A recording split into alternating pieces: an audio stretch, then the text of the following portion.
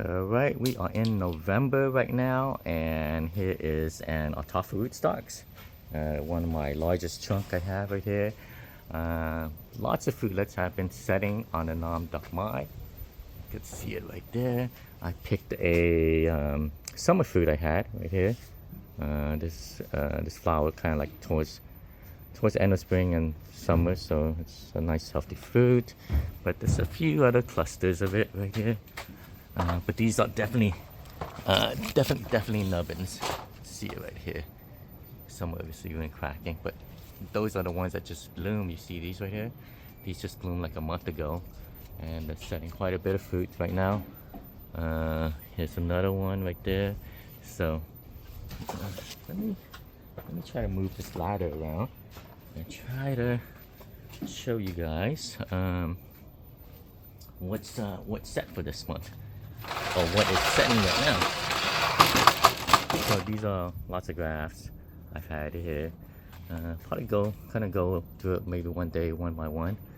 But for now, let me just show you guys these flowers on the Nam Duck Mai. You see those fruitlets on Nam Duck Mai. More fruitlets, more flowers right there, and you can see some fruitlets with it too. This right here, this right here. So I mean, these kind of size up pretty well, I think, by January, where we can kind of eat it. So it's doing pretty good. So this is the first Ataulfo rootstock. I'm gonna show you guys some more, and it's been a pretty good year this year. I would say between all the large trees, there was probably at least 200 plus kind of California remit foods. We probably had about 50 to 75 kind of full size Nam Duck Mai food, but most of these we all consume it pretty much green. So I would say, gosh, about 75-80% of it is consumed green, sour. We consume the other probably maybe 15-20% when it's kind of mature, where it's still hard and firm, but the flesh has broken into like a nice kind of sweet taste on the California mint, where it's orange and nice. And then maybe like a 5% of the food was actually consumed like very kind of soft, you know, soft flesh. So a pretty good year. Not the best year. I think back in 2019, among all these trees, we probably had like 400 plus fruits. So this year was like maybe about 200. So it was pretty good, pretty decent. Hopefully next year will be better. Okay, that's an update on this first tree. I'm gonna go to the next one. All right, here's the next one. Not much fruits. I mean, all the fruits been pretty much picked clean in terms of like the California remit. Looks like there's 2 left there. There's a lot of these Laverne Manila that is beginning to size up a bit or breaking color. Probably use these, germinate the seeds on this. See how it goes.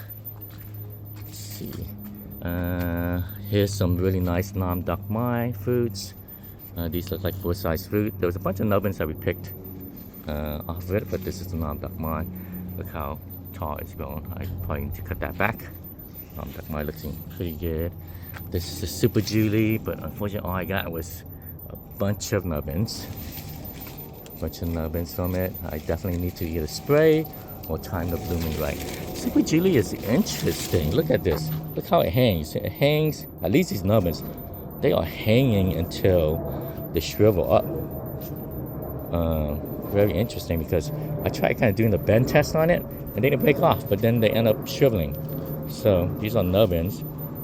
Super Julie. Seems like they got a crazy hang time. If the full-size fruit kind of have the same characteristic, it would definitely have a really long hang time. Like it just pretty much shrivels up instead of dropping. Very interesting. I'm gonna try to eat this. I think it might still be good. Might be shriveled, but I think it might still be good. Okay. Here's a few of just random fruits I picked. This one is a California remit that softened up. These 3 right here, Super Julie nubbins. This one's still Oh, this one's softening. And again, they don't seem to want to drop. They kind of just shrivel up on the tree. And when I kind of do the bend test on it, they didn't really want to break either. So, very interesting characteristic for Super Julie. Here's another California Vermeer. This one's still hard and firm, but I'm going to slice into this. It's going to be nice and orange colored. Okay. Okay, and this is the Ataulfo rootstock that got a big haircut. Where I got maybe like 15 feet of growth on it. Some of the grafts I made has taken, some hasn't. So this is a Julie graft. When cutting a branch, it kind of hit it and kind of bent. So let's see. Hopefully it'll be okay. I could kind of harvest some of this and graft it more. I got a Juliet that take there. I got some Iman Fasan that's still kind of been dormant. I really wanted to get some Iman Fasan established here, but there's one big branch left right here, just to kind of nurse it through winter. But this is gonna be my dwarf variety top work. Everything on here is gonna be top work with dwarf varieties, just to kind of keep them growing at the same pace and stuff. So we'll see. It's gonna be a very fun top working experiment, top working project. All right, so this is tree 4 and 5. So pretty much clean out the fruits already. And nothing there except for one peach cobbler. Let's see. Let me untie this for you guys. See how it's looking. Yeah, no color break yet. So once I get some kind of color break on this, I will probably end up picking it. This is peach cobbler right here, which came from the branch, which the branch I thought for the longest time was lemon zest. It's ended up being a peach cobbler. Okay. And we removed a lot of branches that was kind of going up against the house, kind of open up a bit of sunshine to some of these various grafts I have here. I'm trying to get some maha and possibly orange sherbet established on this tree, especially more on maha. Maha is just a consistent producer, which I really need to get something like that on old mature trees, because I don't want varieties that's just taking up space, especially when it gets that big. You just gotta want something that's just consistently producing fruits. Okay.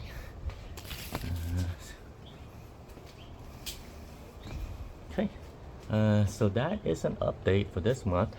I guess I'm pretty much kind of out of green mangoes for the next month or two, and hopefully by January, February, I'll have some Nam Doc Mai number 4 sour green mangoes to eat. Alright guys, thanks everyone.